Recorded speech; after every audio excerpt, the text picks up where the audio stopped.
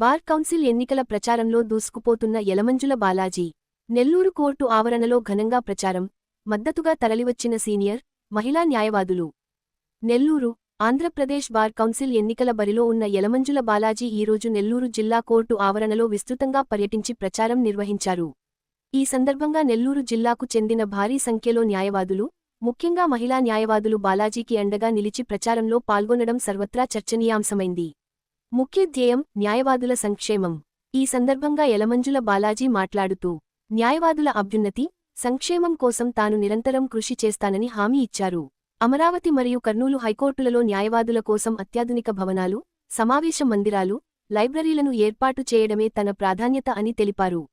ముఖ్యంగా మహిళా న్యాయవాదుల సంక్షేమానికి పెద్దపీట వేస్తూ, వారికి కావాల్సిన కనీస వసతుల కల్పనకు కట్టుబడి ఉన్నానని స్పష్టం చేశారు.